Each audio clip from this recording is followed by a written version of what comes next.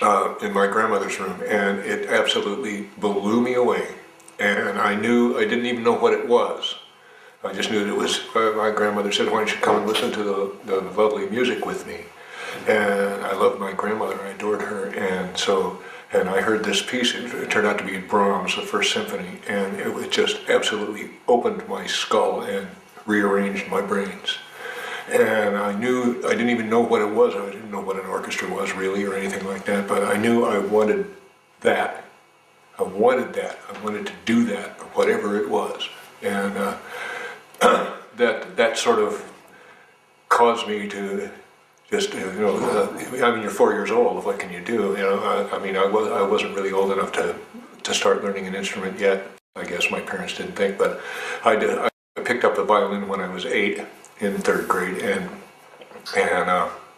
started taking lessons, and later I played in youth orchestras and stuff like that. Then I switched to trumpet, started playing jazz, studied composition, composed music, and then I got an invitation to join a band. So in a nutshell, that's the kind of the progression. So when did you start kind of playing more of the bluegrass jam stuff? Well, really, when I joined the band, because I'd known Jerry Garcia for a long time, 5 years before he invited me to join the band. But I'd always wanted to play with him. But we didn't play the same kind of music. He was playing bluegrass and folk music, and I was playing jazz and classical. And so it was a kind of never the twain shall meet. And then, but then I kind of stopped. I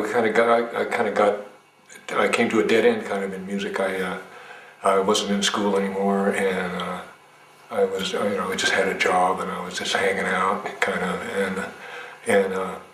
so Jerry kind of saved my life by inviting me to join the band. He just said, "I know you can pick up this instrument," which I'd never played the bass before, but he was right. It was pretty easy to pick it up and start playing, and I just never looked back from there. Well, we were the Warlocks, and this is 1965, and we'd been playing as the Warlocks for about 6 months. And I was up in San Francisco one day. I don't even know why, but I was in a record store looking through records, and I came upon a 45 single by a band called the Warlocks. Okay, so I mean that was bad news for us, because I mean if there was another band named the Warlocks that was just in some garage band somewhere, that would have been different. But this band was like recording, and they obviously had a contract, and so if we wanted to continue, we'd probably have a lawsuit on our hands from them. So I went. I didn't even bother to listen to the record, but somebody told me, or I read somewhere, that the Warlocks was the name that the Velvet Underground used before they got started as the Velvet Underground. So maybe they heard about us and changed their name. It's kind of funny. So I went back and I told the guys, I said, "Hey, we can't be the Warlocks anymore. There's a band already that's recording." And the consternation. Oh, man, what are we going to do? What are we going to call ourselves? And everybody was throwing out names, and they were all awful. My favorite was the mythical, ethical, icicle, tricycle. Okay, so enough said about that. And so we're in the middle of this really crazy, trying to figure out what we want to call ourselves. Period. And Jerry came over to my house one day, and he said, "Okay, let's find a name." So we started sitting down, and I had a bunch of reference books. We went through the encyclopedia and Bartlett's quotations, and looking for maybe some cool line from Shakespeare or something we could use. And Jerry just picks up this old dictionary that my girlfriend just happened to have around. It was her grandmother's, and he picked it up and he just opened it, and the book fell open, and he looked at me and he said, "Hey man, how about the Grateful Dead?" I just jumped up and down, because that was it. And some of the other guys in the band didn't really like the name at first.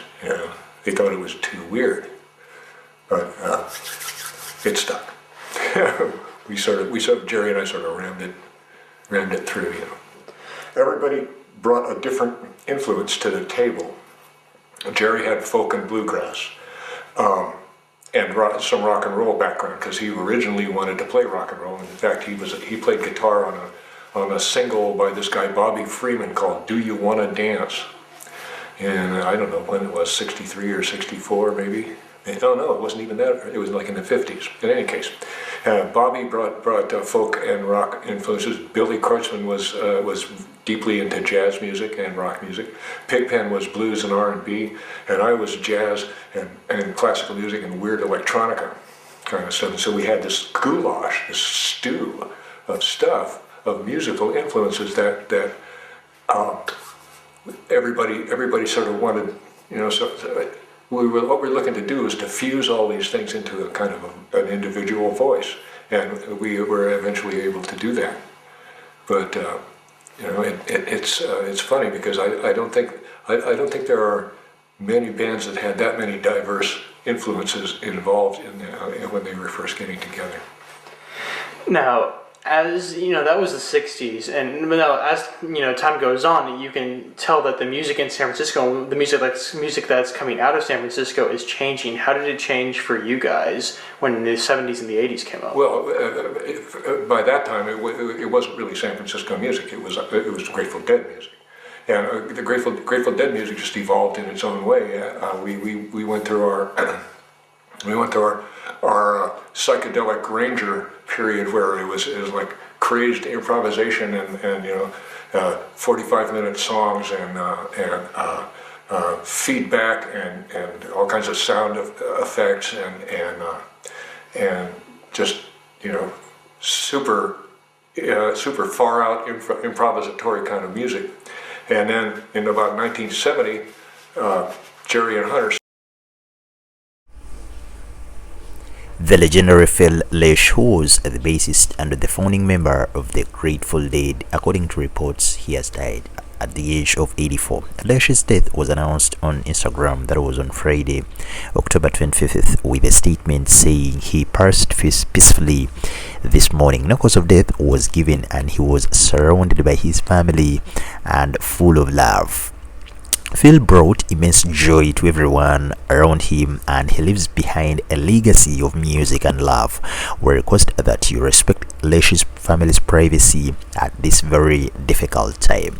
A native of the Berkeley, California, Lesh met future bandmate Jerry Garcia at a party in Menlo Park that was in 1962, and he suggested they record one of Garcia's performances to broadcast on the local radio station KPFA, and the recording ultimately led to a 90-minute special, according to Garcia's website. In 1965, after working briefly for the post office, Lesh joined forces with Garcia, Bill Kreutzmann, Bob Weir, and Ron Pigpen